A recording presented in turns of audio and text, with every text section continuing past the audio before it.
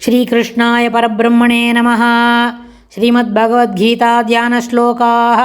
नमोऽस्तु ते व्यासविशालबुद्धे पुल्लारविन्दायतपत्रनेत्र येन त्वया भारततैलपूर्णः प्रज्वालितो ज्ञानमयप्रदीपः प्रपन्नपारिजाताय स्तोत्रवेत्रैकपाणये ज्ञानमुद्राय कृष्णाय गीतामृतदुहे नमः। सर्वोपनिषदो गावो दोक्ता गोपालनन्दनः पार्थो वत्सत्सुधीर्भोक्ता दुक्तं गीतामृतं महत्। वसुदेवसुतं देवं कंसचाणूरमर्दनं देवकी परमानन्दं कृष्णं वन्दे जगद्गुरुम्।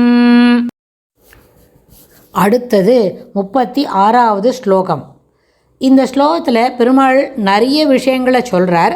அதாவது சத்துவம், ரஜஸ், தமஸ் அது எல்லாமே அந்த முக்குணங்களுக்கும் தானே அதுக்கு முன்னுக்கிறோம் அப்படின்னு அது சொல்கிறார் இல்லையா. அந்த கருத்துக்களை வெளிப்படுத்துறதுக்கும் மேலும் அஞ்சுவது அஞ்சாமை பேதமை அப்படின்னு நம்ம தமிழில் ஒரு ஃப்ரேஸ் அடிக்கடி சொல்லுவோம். அந்த பொருளுக்கு அந்த பதத்துக்கு பொருள் சொல்கிற மாதிரியும் இந்த ஸ்லோகத்தில் பெருமாள் அந்த விஷயத்தை திருப்பி சொல்கிறார். द्यूतं चलयतामस्मि तेजस्तेजस्विनामहं जयोस्मि व्यवसायोस्मि सत्वं सत्त्ववतामहं।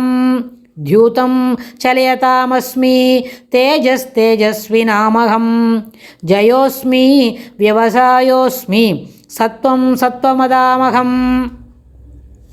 சத்துவதாமகம் என்னது? சாத்விகர்களிடத்தில் அந்த சத்துவ குணம் இருக்கே அது அகம், நான், தான் அதுவாக இருப்பதாக கூறுகிறார். அதில் இன்னும் முதல்லேருந்து பார்க்கணும் அப்படின்னா சலயதாமஸ்மி, சலயதம் அப்படின்னு சொன்னால் எண்ண ஓட்டங்கள் எதிர்மறையாக கொண்டவர்கள், வஞ்சகர்கள். அடுத்தவனை நிச்சயமாக அவனை ஏமாற்றி அவனுக்கு தெரியாமல் சில சாமானை எடுத்துக்கணும், இல்லை அவனுக்கு தெரியாமல் அவனுக்கு பின்புறமாக தவறாக பேசி அவனை மேலே சரி வராமல் பார்த்துக்கணும் அப்படின்லாம் இருக்கிற வஞ்சகம்.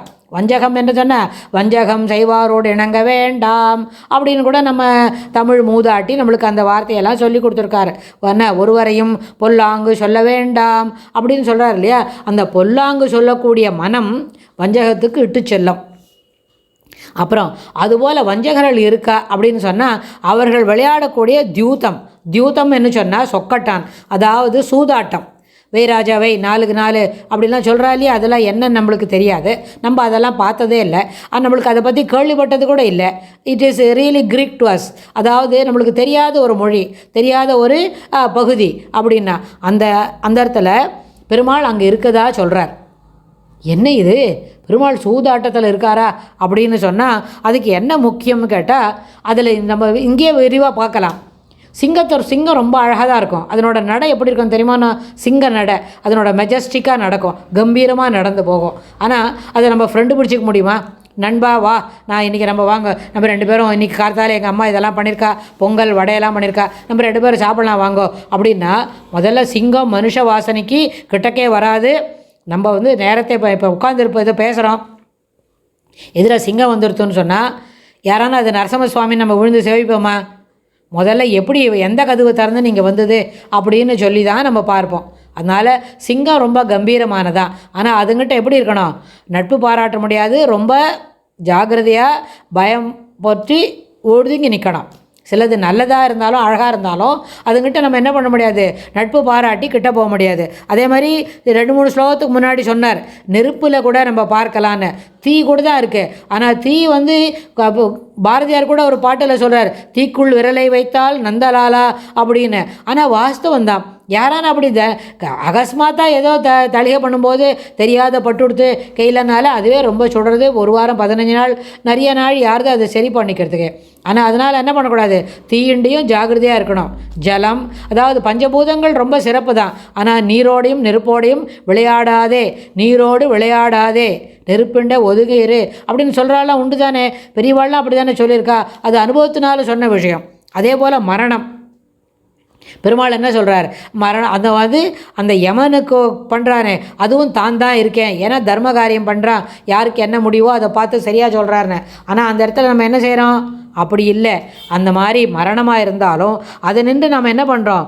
சக்தியில் சிறப்பு வாய்ந்தது. சிங்கத்திலும் தீயிலும் மரணத்திலும் சக்தியின் சிறப்பு வாய்ந்த எல்லா இடத்திலும் சத்துவம் ரஜஸ் தமஸ் என்ற முக்குணங்களிலும் தன் விபூதியை பகவான் கூறுகின்றார். இங்கு சூதாட்டம் விபூதியாக கூறியதால் மனதை கவரும் அவன் சக்தியை கண்டு சிங்கத்தினிடம் பயப்படுவது போல் பயப்பட வேண்டும் என்ற கருத்தை அன்றி அதனை நாடுவது நல்லதல்ல, அதனை நாடுவது ஏற்புடையது அல்ல. சிங்கம் சிறப்பாக தான் இருக்குது, அழகாக இருக்குது. ஆனால் அதுலேருந்து என்ன பண்ணணும்? அதனுடைய அருகாமைக்கு செல்வதற்கு பயப்பட வேண்டும். ஆனால் அதை பயப்பட வேண்டும் என்ற கருத்தை என்று அதுதான் மேலோங்கி நிற்கணும். இல்லையே, பெருமாளே சூதாட்டத்தில் இருக்கார் சொல்லிட்டு நம்ம அந்த விளையாடுற இடத்துலையோ அது இருக்கிற இடத்துலையோ அது மனதை கவருகிறது இல்லைவா, அதுபோல் அங்கே இருக்கணுன்றது அவசியம் இல்லை. அதுலேருந்து என்ன பண்ணணும்? ஒதுங்கி தான் நிற்கணும். அப்புறம் தியூதம் சலயதாமஸ்மின்னு சொல்லிட்டார். சக்தி உடல்களிலும் தேஜஸாக இருக்கிறேன். என்ன சக்தி இருக்குது? நம்மளுக்கு ஏதோ ஒரு தனிப்பட்ட முறையில் ஒரு சின்ன குழந்தை ரொம்ப அழகாக ட்ராயிங் போடுறது, இல்லை ஒரு சின்ன குழந்தை ரொம்ப அழகாக ஸ்லோகம் எல்லாம் சொல்கிறது, பாட்டெல்லாம் பாடுறது, அதுக்கு தன்னை பழக்கப்படுத்திக்கிறது அப்படின்னா அந்த மாதிரி இடத்துல அகம் நான் இருக்கிறேன் என்று சொல்கிறார். அப்புறம் ஒரு இடத்துல வெற்றி கிடைக்கிறது.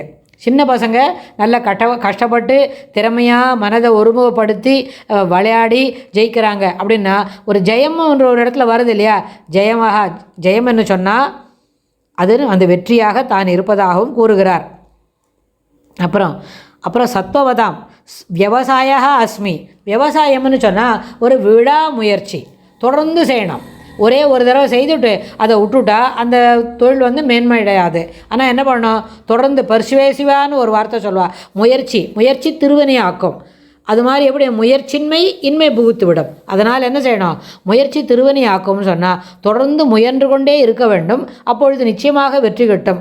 அந்த முயன்று கொண்டே இருப்பது அந்த முயற்சியாகவும் பெருமாள் இருக்கார், வெற்றி கிடைக்கிறதுனா அந்த வெற்றியாகவும் இருக்கிறார். அதே மாதிரி இந்த குணங்கள்லாம் யாருக்கு இருக்குன்னு சொன்னால் சத்துவகுணம் மேலோங்கி இருக்கிறவர்கள்கிட்ட தான் இருக்கும். அதனால் பெருமாள் இங்கே என்ன நூறுக்கு ரொம்ப அது ஒரு நிமிஷம் யோசித்து பார்த்தா அதில் இன்னும் சிறப்பானதெல்லாம் விளங்கும்.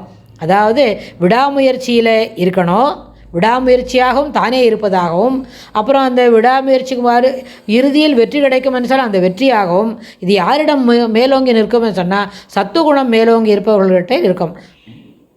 அதனால் அந்த சத்துவகுணமாகவும் தானே இருப்பதாக கூறுகிறார். அதாவது ஜெயம், வெற்றி என்றால் என்ன? நாம் பெறும் ஜெயமெல்லாம் பகவானுடைய கிருபையே என்று உணர்தல் வேண்டும். அங்கனமின்றி நாம் ஜெயித்தோம் என்று கர்வமடைதல் மதியீனம். கடவுளுடைய கிருப்பை இருந்தால் தான், பெருமாள் அனுகிரகம் பண்ணாதான் நம்மளுக்கு அந்த விடாமுயற்சியே நம்மளோட இருக்கும். பெருமாள் அனுகிரகம் பண்ணாதான் நம்மளுக்கு வெற்றி கிட்டும். கிட்டி இருக்கிற வெற்றி பகவத் கிருப்பையால் ஏற்பட்டது என்ற மனதில் என்ன பண்ணோம்? ஒரு நிலையான எண்ண ஓட்டங்களை வளர்த்து கொள்ள வேண்டும், வெற்றிக்கு தொடர்புடையதாக அப்படின்னு இந்த 4 இடத்துல தன்னுடைய விபூதி எப்படி மேலோங்கி இருக்குன்னு சொல்கிறார். இதுக்கு தொடர்புடையதாக அடுத்த ஸ்லோகத்தில் பெருமாள் இன்னும் என்ன சொல்கிறார் நம்ம பார்க்கலாம். ஸ்ரீகிருஷ்ணாய துப்யம் நமஹ.